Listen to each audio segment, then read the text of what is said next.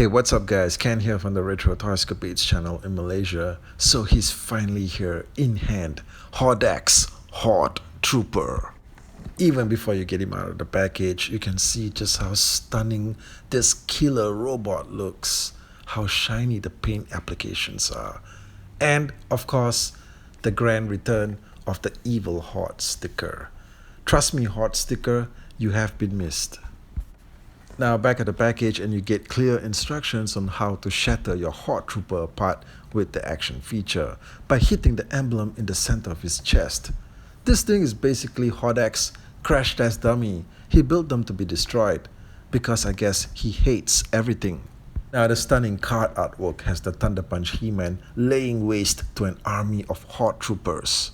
The description bio reads, "The mindless minions of Horde." You see that? Even the description card gives this guy no respect. Okay, anyway, it says here, the mindless minions of Horde use their overwhelming numbers to overpower their enemies. Now, I'm guessing that we can expect a Thunder Punch He-Man somewhere down the road, but how do you guys think they're going to make him work? I mean, I don't really think they're going to include the blasting caps. What do you guys think? Out of the box, and the Horde Trooper really cuts an impression, yeah? I mean, this guy just looks really imposing and intimidating, even if he's just here to die. Now, the paint applications are just great. This is a labor of love, guys. I mean, you can see the high quality finishing that's been layered onto the trooper here. This ain't some cheap wash job. This is some really nice premium work for a commercial retail figure.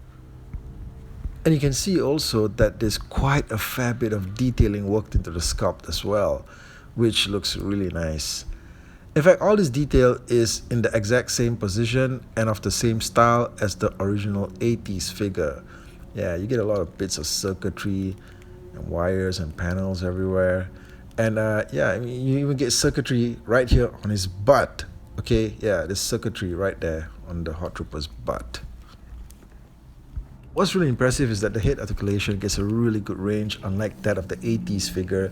This one you get to raise it all the way up, and you can even control the downward stare, like he's sort of like staring at you in secret. Yeah, I see you. I see you. Let's check out the rest of the joints. Everything really feels nice and tight. What's really great is that this figure is made up almost entirely of new parts. Right, it's kind of like when you got the Mosquito figure and that thing was just made up of like an entirely new sculpt. That's the same deal here with the Horde Trooper. All right, it's like a brand new figure, parts that you ain't never seen before in Origins. Yeah, it's just one hell of a smoking awesome figure. All right, and everything's just really nice and tight here. Now the Horde Trooper comes with one accessory piece, which is the staff weapon, which is something that I suppose he uses to poke his victims into submission. But this weapon is true to his vintage 80s figure as well. And the staff is blanketed mainly in red. Although if you look closely, you do get a lot of detailing worked into the sculpt here, like what appears to be that of a shrunken head, I think, at the tip of it. Yeah, it looks pretty tribal, like something that you'd see on a Sepultura album cover. Now, I gotta say that with the staff weapon in his hands, this Horde Trooper just looks pretty freaking magnificent. Okay, he just looks really good like this. You can achieve a lot of solid action poses with him, and with the staff weapon in hand, fantastic stuff. Okay, now checking out the action feature, if you just jam your finger or your thumb into the center of his chest there, you actually see the back portion of him coming apart first, right? Yeah, because the front emblem is like a trigger that pushes out the back. And you sort of need to manually open the front compartment, and you get to see the interior parts of him, right? And then you just sort of like just reset him again. It's kind of not really as impressive as you might think it's supposed to be. You can also try it with the spear. Yeah, just get that spear in there and just stab him. And you get the same result, all right? The back section of his chest compartment opens up, and then you just need to reset it again.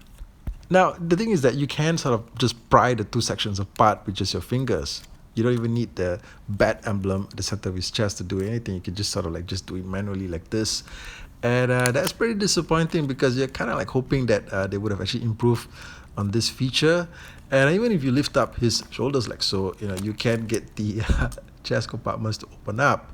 And what you really want is something really forceful, like a spring-loaded action feature that has both sections coming apart at the same time, but that's not what happens here. Now here's a shot of the Horde Trooper standing next to his master Horde. They do look great here on display like this, but the Horde Trooper can't protect Horde. I mean, Horde might as well just have a cardboard standee next to him. Human germs, prepare for extermination. Oh shit! Thunder Punch, He-Man? Yeah!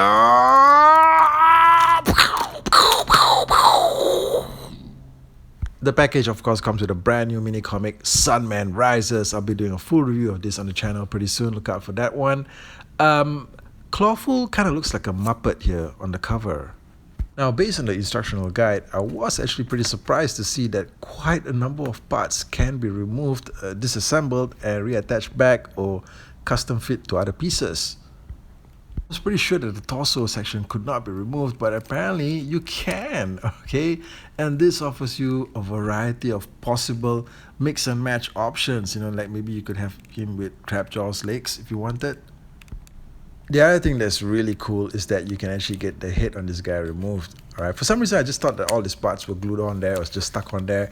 And you can actually pop his head off and replace it with another character's head. So what say we try on He-Man's head? Let's try on the vintage He-Man head, and you could sort of have him here in Horde Trooper armor. How about that? I mean, some of the parts may look a little bit too scrawny for He-Man, but it's kind of like a Star Wars character, like when you get Luke or Han in Stormtrooper disguise. Here you've got He-Man in Horde Trooper disguise. Okay, let's get the vintage 1986 Horde Trooper figure out here for a side-by-side comparison. As you can see, the vintage original is kind of on the small side compared to the modern Origins figure, and that's pretty incredible. Also, the one that I have here comes apart at more than just the chest area. It's actually broken at the legs too. Check this out. Pow! That's right, you know, the legs are broken. It's just mainly the torso that's holding it up all this time. Now, as you can see here, the action feature on the vintage figure works the same way. Yeah, you know, the exploding feature was pretty lame even back then. But I will say that the emblem that you depress with your finger, okay, you know, it kind of goes in a lot smoother. It sort of presses in a lot smoother than the modern one, you know, if that makes a difference. You know, the thing about these Horde Troopers, I think the debate is still going on out there as to whether these guys are actually humanoids or are they just pure robots. As you can see here, the interior of this Horde Trooper looks kind of like it has flesh-like parts, all right? That kind of looks like a human chest in there. And also, he's got like very human-like hands. If you notice, these are not robotic hands in any way at all, okay? He also has very human-like looking legs and those boots, man. Okay, I mean, those are some very smart looking, human-like looking shoes. I mean, these look like kind of shoes that people wear to board meetings, all right, or to church. If you were sitting in church and you happen to turn behind to the row behind you and there's like a smartly dressed gentleman sitting there, he's probably going to have a pair of boots like these on. So what do you guys think? Are the Horde Troopers pure robots or are they just humanoids mixed in with human parts? Now, overall, while I do wish that the exploding chest gimmick worked a lot better, I mean, they sort of had 3 decades to work on it, but this is still one of the best MOTU Origins figures that has ever been put out to date. And in fact, the original Horde Trooper from the 80s is sickeningly hard to find, okay?